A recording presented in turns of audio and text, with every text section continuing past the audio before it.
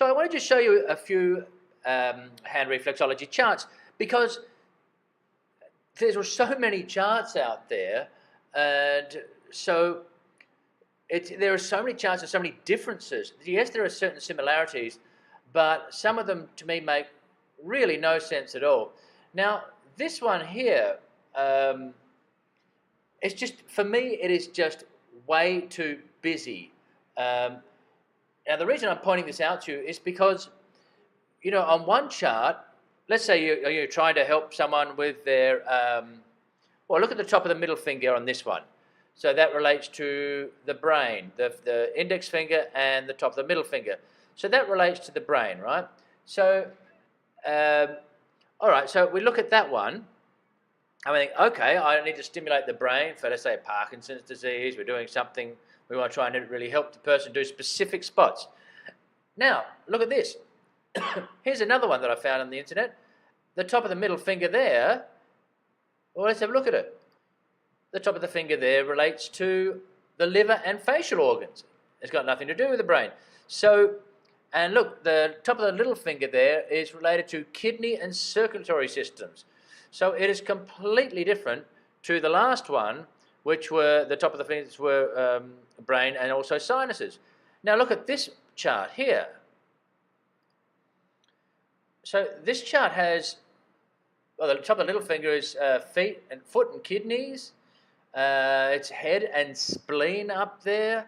The spine is actually the middle finger down through the middle of the hand. So you can see everything, they're so different, so many of these. Now this one, I mean, I don't even know where to start with this one. It just looks so cluttered and busy, I don't know. Now, okay, so this one, I liked this one, all right, because I ended up, well, I'll show you the reflexology chart that I chose.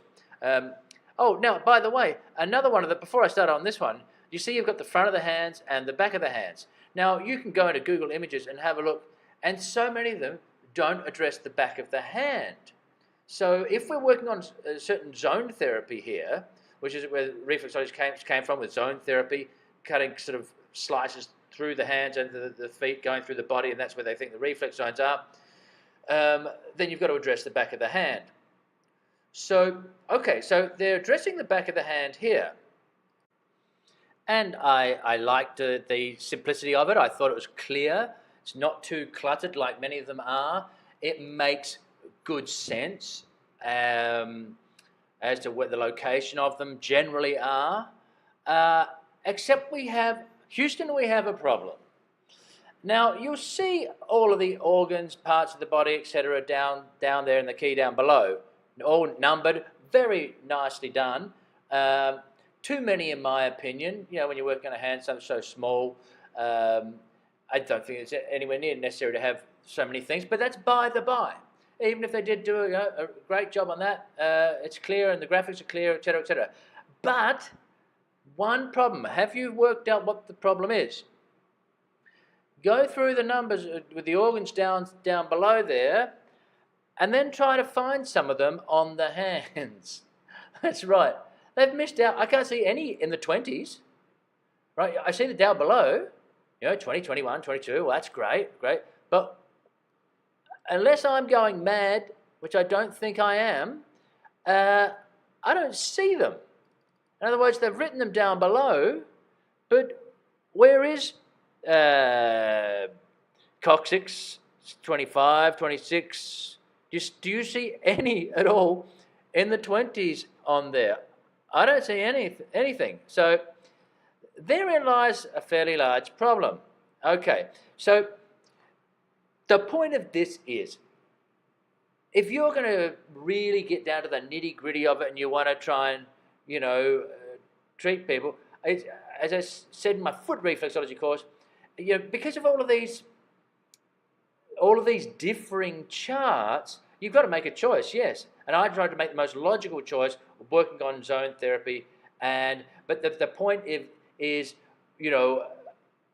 if you are just going to stick dogmatically to one of these charts, you're going to be completely different to the next person with a different chart. So it makes no sense. Hence, we are going to cover the whole body by doing a lot of treatment right through the hands with the tie stick and everything, the knuckles as we go through it, that sort of thing.